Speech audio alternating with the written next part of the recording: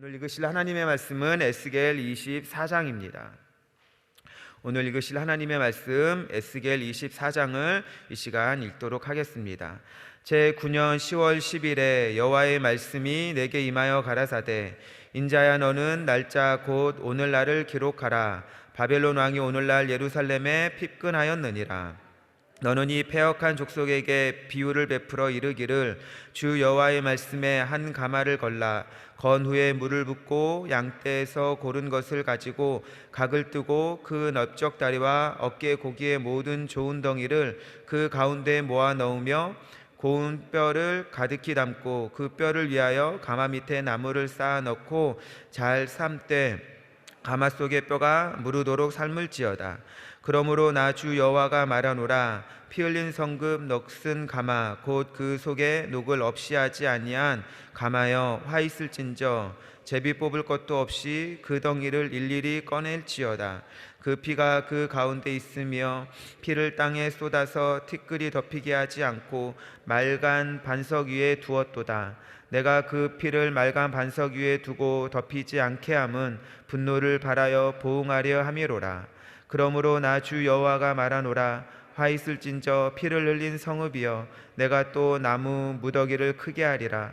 나무를 많이 쌓고 불을 피워 그 고기를 삶아 녹이고 녹물을 졸이고 그 뼈를 태우고 가마가 빈 후에는 숯불 위에 놓아 뜨겁게 하며 그 가마에 노치를 달궈서 그 속에 더러운 것을 녹이게 하며 녹이 소멸하게 하라.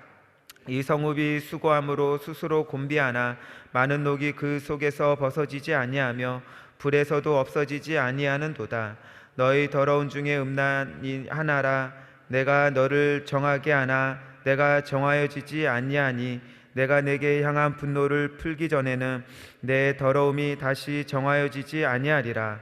나 여호와가 말하였은즉 이 일이 이룰지라. 내가 돌이키지도 아니하며 아끼지도 아니하며 뉘우치지도 아니하고 행하리니 그들이 내 모든 행위대로 너를 신문하리라. 나 주 여호와의 말이니라 하셨다 하라. 여호와의 말씀이 또 내게 임하여 가라사대, 인자야, 내가 내 눈에 기뻐하는 것을 한번 쳐서 빼앗으리니 너는 슬퍼하거나 울거나 눈물을 흘리거나 하지 말며 죽은 자들을 위하여 슬퍼하지 말고 종용이 탄식하며 수건으로 머리를 동이고 발에 신을 신고 입술을 가리우지 말고 사람의 부의하는 식물을 먹지 말라 하신지라. 내가 아침에 백성에게 고하였더니 저녁에 내 아내가 죽기로 아침에 내가 받은 명령대로 행하매 백성이 내게 이르되, 내가 행하는 이 일이 우리에게 무슨 상관이 있는지 너는 우리에게 고하지 아니하겠느냐 하므로 내가 그들에게 대답하기를, 여호와의 말씀이 내게 임하여 가라사대, 너는 이스라엘 족속에게 이르기를, 주 여호와의 말씀에 내 성소는 너희 세력의 영광이요 너희 눈의 기쁨이요 너희 마음의 아낌이 되거니와 내가 더럽힐 것이며 너희의 더러운 자녀를 칼에 엎드려지게 할지라. 너희의 에스겔에 행한 바와 같이 행하며 입술을 가리우지 아니하며 사람의 식물을 먹지 아니하며 수건으로 머리를 동인 채 발에 신을 신은 채로 두고 슬퍼하지도 아니하며 울지도 아니하되 죄악 중에 쇠폐하여 피차 바라보고 탄식하리라. 이와 같이 에스겔이 너희에게 표징이 되리니 그가 행한 대로 너희가 다 행할지라. 이 일이 이루면 너희가 나를 주 여호와인 줄 알리라 하라 하셨느니라. 인자야, 내가 그 힘과 그 즐거워하는 영광과 그 눈에 기뻐하는 것과 그 마음에 간절히 행하는 자녀를 제하는 날, 곧 그날에 도피한 자가 내게 나아와서 내 귀에 그 일을 들리지 아니하겠느냐. 그날에 내 입이 열려서 도피한 자에게 말하고 다시는 잠잠하지 아니하리라. 이와 같이 너는 그들에게 표징이 되고 그들은 내가 여호와인 줄 알리라. 아멘. 교화행복도 이 시간 읽어보도록 하겠습니다. 한 영혼을 구원하기 위하여. 이와 같이 에스겔이 너희에게 표징이 되리니 그가 행한 대로 너희가 다 행할지라. 이 일이 이루면 너희가 나를 주 여호와인 줄 알리라 하셨느니라. 에스겔 24장 24절 요절 말씀이었습니다. 하나님은 에스겔에게 고통스러운 상징행위를 명하신다. 에스겔의 눈에 기쁨이 되었던 아내를 죽게 할 것이지만 일체의 장례 절차를 하지 말라는 것이다. 하나님은 이 상징 행위를 통해 예루살렘이 정말 무너지게 될 것을 이스라엘 백성들에게 예고하신다. 하나님의 말씀대로 아침까지 멀쩡하던 에스겔의 아내는 저녁에 갑자기 죽고 만다. 에스겔은 크나큰 상실감에도 불구하고 하나님께 받은 명령대로 행하여 예루살렘에서 임할 징계를 나타내야 했다. 하나님은 주님을 위해 힘써 일하는 종에게 왜 이런 고통을 주시는 것일까? 그것은 아무리 외쳐도 말씀을 귓전으로 듣는 이스라엘 백성들 때문이다. 그래서 하나님은 이스라엘을 징계하시기 전 단 한 사람이라도 회개시키기 위해 극단적인 방법을 쓰신 것이다. 마치 불이 난 건물에서 빨리 빛이 나라고 확성기를 들고 외치는 사람처럼 하나님은 에스겔의 아내 죽게 하심으로 이스라엘 백성에게 외치고 계신다. 이것이 남유다가 멸망하기 전 하나님께서 마지막으로 주신 징계의 표징이었다. 갑자기 시신이 되어버린 에스겔의 아내를 통해 적어도 몇몇 사람이 하나님께 돌아와 구원의 은혜와 생명을 얻었다면 그녀의 죽음은 헛되지 않는다. 그리고 이 방법은 어느 정도 효과가 있어서 그 고집스러운 백성들이 처음으로 설교를 듣기 시작한다.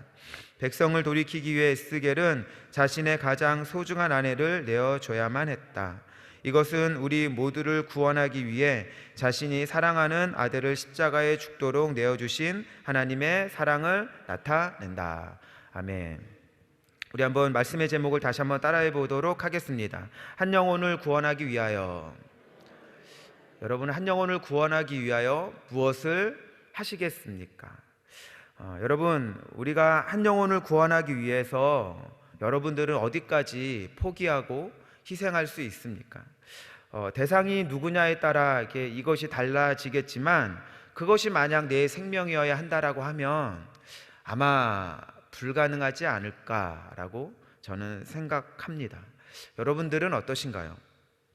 특히나 요즘 뉴스를 보면은 그 유아와 같은 그런 사태들 여러분 보고 있지 않습니까? 부모조차도 자녀들을 위해서 희생하지 않는 이런 세상 가운데에서 우리가 누군가를 위하여 희생한다라는 거, 그건 정말 어려운 일이 되어져 갑니다. 그러나 여러분, 우리가 정말 기억해야 될 것은 무엇이냐면 우리가 희생하지 않는다라고 하면 이 세상은 점점 각박해질 수밖에 없다라는 것입니다. 하나님을 알지 못하는 세상 사람들은 희생하지 않고 포기하지 않을 수 있다라고 하지만 하나님을 알고 예수 그리스도의 그 사랑을 아는 저와 여러분들은 당연히 희생하고 포기해야지만 이 세상은 살만 나는 세상이 되어진다는 것입니다. 우리가 잘 아는 말씀이 있습니다. 요한복음 3장 16절 말씀.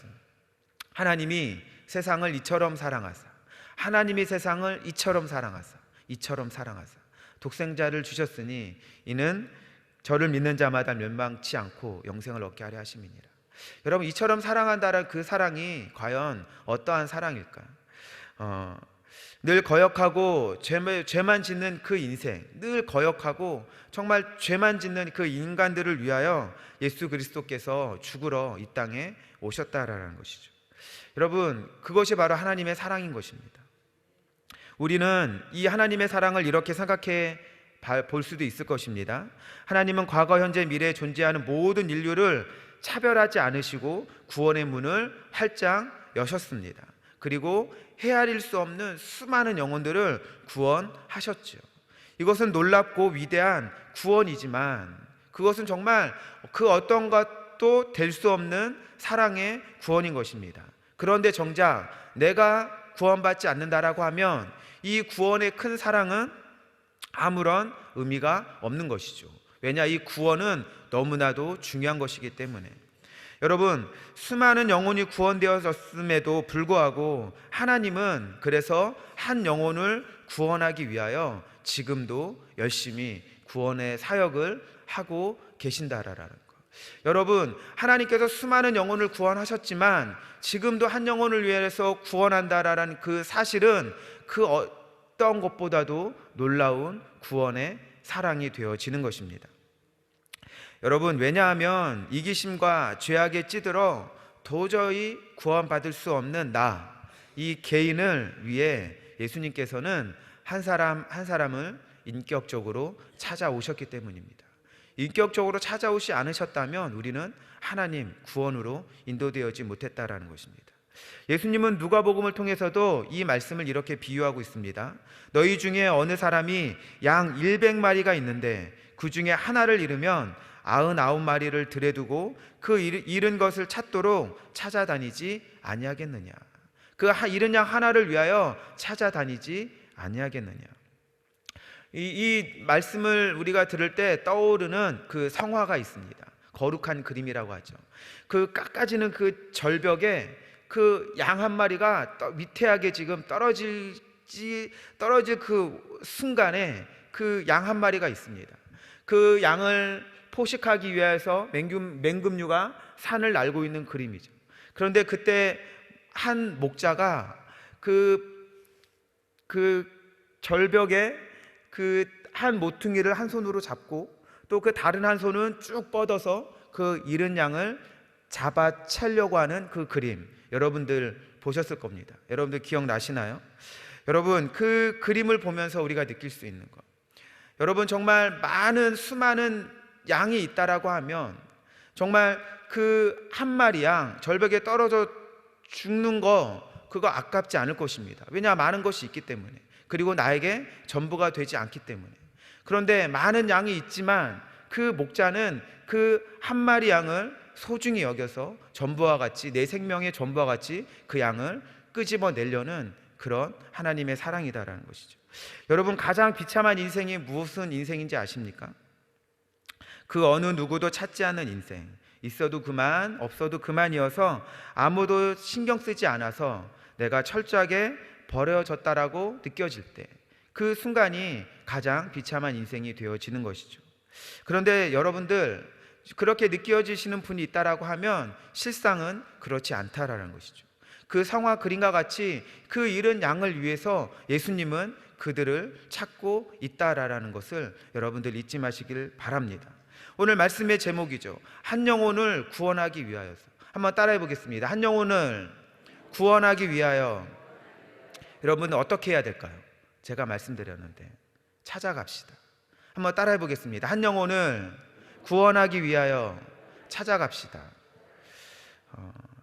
여러분, 아무도 찾지 않는 자를 찾아간다라는 것은 시간을 희생해야 되고 물질과 같은 많은 것들을 희생해야 하지만 찾아가면 그 순간 하나님의 사랑과 은혜는 구원으로 나타나게 되어지고, 우리 역시도 하나님의 그 구원의 그 완전한 역사를 써 내려가는 장본인이 되어질 것입니다.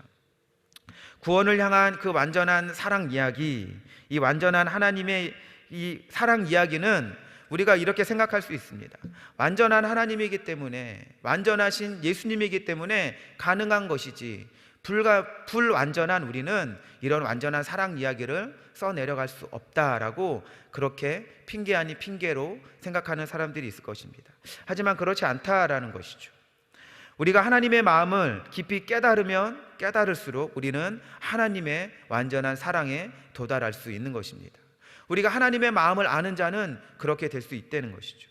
여러분들은 짐 엘리엇 선교사의 그 순교 이야기를 여러분 한 번쯤은 들어보셨을 것입니다. 그 짐 엘리엇 그 선교사의 그 선교사가 대학생일 때 썼던 그 일기장에는 그런 그 문장이 남아있다고 합니다. 하나님, 이 쓸모없는 나무 계피에 불을 붙여주소서. 그리고 주를 위해 타게 하소서. 나의 삶을 소멸하소서. 나의 하나님이여, 이 생명은 주의 것입니다. 나는 오래 살기를 원치 않습니다. 오직 풍성한 삶을 살게 하소서. 당신과 같이 주 예수님이요. 이 선교사, 이 짐 엘리엇이라는 이 사람은 대학생 때부터 하나님을 위해 순교하기로 작정하였습니다. 우리가 보통 풍성한 삶을 살게 하십시오라고 하면 보통 우리가 많은 것들을 누리는 것을 여겨지지만, 이 짐 엘리엇 선교사는 풍성한 삶을 살게 해주십시오. 당신과 같이 주 예수님이요. 예수님은 그 한 알의 씨앗을, 그 생명을 땅에 심음으로, 희생함으로 많은 풍성한 생명이 맺어졌던 것, 그것을 원하고 있죠. 여러분들, 짐 엘리엇은 정말 주님을 위하여 자기 한 목숨을 희생하기를 원했다라는 것입니다. 또한 이런 글귀도 있습니다. 영원한 것을 얻기 위하여 영원하지 않는 것을 버리는 자는 바보가 아니다. 이것은 우리가 딱 정말 직관적으로 다가오는 것은 무엇이냐? 천국 가기 위하여 내가 주님을 위해 생명 버리는 거, 생명을 버리는 거 바보가 아니다. 주님을 위해 죽겠다라고 이렇게 다짐했다는 것이죠. 제가 그 짐 엘리어 선교사의 이 일생을 제가 한번 쭉 읽어드리겠습니다. 길기 때문에 제가 한번 읽어드리도록 하겠습니다. 선교 적응 훈련을 마치고 선교를 떠나기 전 짐 엘리엇의 어린 아들은 그에게 물었습니다. 아빠, 만약 아우카족이 공격하면 아빠는 방어를 위해 총을 쏘실 거지요? 아들아, 우리는 그들에게 총을 쏠 수 없단다. 우리는 천국에 갈 준비가 되어 있지만 그들은 천국에 들어갈 준비가 안 되어 있잖니. 1956년 5명의 선교사들은 경비행기를 타고 아마존 정글로 들어간 후 본부와 연락이 끊기자 수색대가 편성되어 수색에 나섰고 5명의 선교사들은 창에 찔린 채 죽어 있었습니다. 그런데 이상한 점은 그들에게는 권총이 있었음에도 사용하지 않았습니다. 맹수로부터 자신을 보호하기 위해 가져간 것이기에 복음을 전해야 할 대상에게 총을 쏘지 않았던 것입니다. 29세 젊은이들의 죽음은 어느 잡지를 통해 보도되면서 온 세계는 경악을 금치 못했고 모든 언론은 애도와 함께 이것은 인적, 물적 낭비라며 무모한 선교 활동에 대해 비난했습니다. 그러나 그의 아내 엘리자베스는 남편에 남긴 일기를 보여주면서 말했습니다. 낭비라니요, 원하지 않는 일이 일어나야 낭비입니다. 제 남편은 어렸을 때부터 이 순간을 준비하여 그제야 그 꿈을 이루었으니 감히 낭비라 하지 말아 주십시오. 그러나 더 놀라운 사실은 그녀가 곧바로 간호사 훈련을 받고 1년 후 아우카족에게 들어간 것입니다. 아우카족은 남자는 죽이지만 여자는 연약하여 죽이지 않는다고 합니다. 그러나 그녀는 이 사실을 몰랐음에도 죽음을 각오하고 들어가 5년 동안 사랑과 정성으로 헌신했습니다. 그녀가 안식년이 되어 본국으로 돌아가게 되었을 때 추장은 파티를 열었습니다. 그리고 추장은 그녀에게 물었습니다. 늘 저희들과 함께 고생하고 치료해 주시고 고통당하는 자와 함께하는 당신은 도대체 누구입니까? 왜 우리를 위해 그토록 고생하며 희생합니까? 그것은 제 남편이 당신들을 너무나 사랑했기 때문입니다. 추장은 의아해하며 물었습니다. 우리는 당신의 남편을 모르는데 당신의 남편은 누구입니까? 그녀는 눈물을 글썽이며 말했습니다. 사실은 수년 전에 당신들에게 복음을 전하기 위해 왔다가 죽임을 당한 그 사람이 저의 남편입니다. 제 남편이 당신들을 얼마나 사랑했는지 알려주러 여기에 왔습니다. 그리고 제 남편보다 당신들을 더 사랑하는 예수 그리스도와 그분의 기쁨의 소식인 복음을 전하기 위해 이곳에 온 것입니다. 그 이야기를 들은 아우카족은 충격으로 할 말을 잃었습니다. 우리의 창과 도끼로 살해한 당신의 사람이 당신의 남편이라니. 그런데도 당신은 우리들에게 큰 희생과 봉사로 사랑을 베풀다니. 그날 그 자리에서 아우카족의 모든 사람들은 그리스도를 주님으로 영접했습니다. 남편을 죽인 장본인이었던 키모는 부족 최초로 목사가 되었습니다. 이렇듯 5 선교사의 죽음은 결코 무의미한 죽음이 아니었습니다. 또한 순교를 각오하고 하나님의 사랑으로 이들을 돌보았던 한 여인의 헌신으로 인하여 이런 놀라운 역사가 일어났습니다. 만약 짐 엘리엇이 창을 들고 달려드는 원주민들을 향해 총을 쐈다면 아우카족에게 이렇게 놀라운 생명의 역사는 일어나지 않았을 것입니다. 세상의 눈에는 이들의 죽음이야말로 가장 헛되게 보일 수 있지만 그들의 희생으로 얻은 복음의 열매는 가장 고귀한 것입니다. 여러분들은 어떠신가요?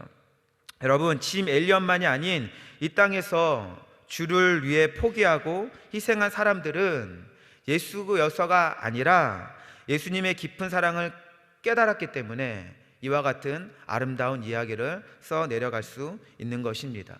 저와 여러분도 짐 엘리엇의 이 일기장의 고백과 같이 고백하면 좋을 것 같습니다.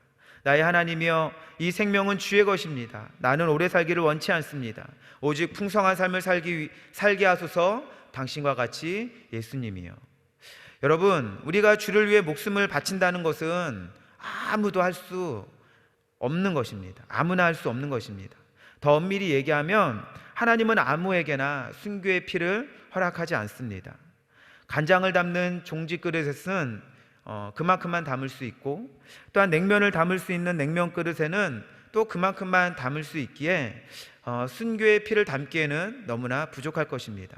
하지만 내가 가진 생명을 비롯하여 내가 가진 모든 것을 포기하고 희생하겠다는 마음을 늘 갖고 있다라고 하면 우리는 주님을 위해서 그 어떤 것도 하지 못할 일이 없을 거다라는 것이죠. 여러분, 명심하시기를 바랍니다. 우리가 포기하지 않고 희생하지 않는다 할지라도 우리가 예수님을 믿는다면 천국에 갈 수 있을 것입니다. 하지만 예수님을 믿는 우리에게 희생이 사라져 간다면 세상은 더욱 황폐하여질 것이고 거칠어져 갈 것이고, 이 황폐한 세상과 거칠어진 세상에서 우리는 믿음을 지키며 어려운 믿음의 투쟁을 해야 될 수밖에 없는 것입니다. 여러분, 그러니까 우리가 먼저 하나님의 그 마음을 알아 희생하고 헌신할 수 있는 자 되어주시기를 이 시간에 소망합니다. 또한 우리는 주님을 위해 포기하고 희생하기로 결심했다면 절대로 원망하지 말고 희생하고 감사하는 마음으로 헌신하게 되어지시기를 이 시간 소망합니다. 깊은 감옥에 갇혔던 바울과 실라를 바라보시기를 바랍니다. 하나님은 빌립보에 있는 한 간수와 그 가족들을 구원하기 위해 바울과 실라의 헌신을 요구하였고, 이들은 그 요구에 멋지게 부응하였습니다. 이들은 복음을 전했을 뿐 나쁜 일을 하지 않았는데도 심하게 매를 맞고 깊은 감옥에 갇히게 되어졌지만 원망과 불평했다는 말씀은 단 한 군데도 찾을 수 없습니다. 오히려 그 절망의 순간에서도 기도하고 하나님을 찬미하는 그 영적인 힘이 깊은 감옥과 같은 간수의 마음을 깨뜨리고 그의 가정이 구원을 얻게 되어졌습니다. 그런 어려운 시기를 찬미함으로 기도함으로 이겨내게 되어지니까 어떠한 고백이 우리 귓가에 들려오게 되어졌느냐? 주 예수를 믿으라, 그리하면 너와 내 집이 구원을 얻으리라. 여러분, 이 말씀이 우리에게 얼마나 힘이 되어지고 능력 있는 말씀이 되어졌습니까? 이 말씀은 그냥 나온 것이 아니라 바울과 실라의 헌신과 희생이 있었기 때문에 나오게 되어진 말씀이었다는 것이죠. 여러분들에게도 희생과 또한 헌신이 있게 되어지면 그런 삶 가운데 하나님의 놀라운 능력의 그런 말씀들이 나오게 되어짐을 여러분들 믿으시기를 바랍니다. 우리 다시 한번 고백해 보겠습니다. 한 영혼을 구원하기 위하여 희생합시다. 헌신합시다. 찾아갑시다. 아멘. 기도하겠습니다. 하나님, 오늘도 하나님의 말씀을 듣고 우리가 기도하며 나아가기 원합니다. 하나님, 한 영혼을 버리지 아니하시고 그 한 영혼까지도 구원하기 위하여 구원의 그 역사를 이루어 가신 하나님을 마음을 우리가 알기 원합니다.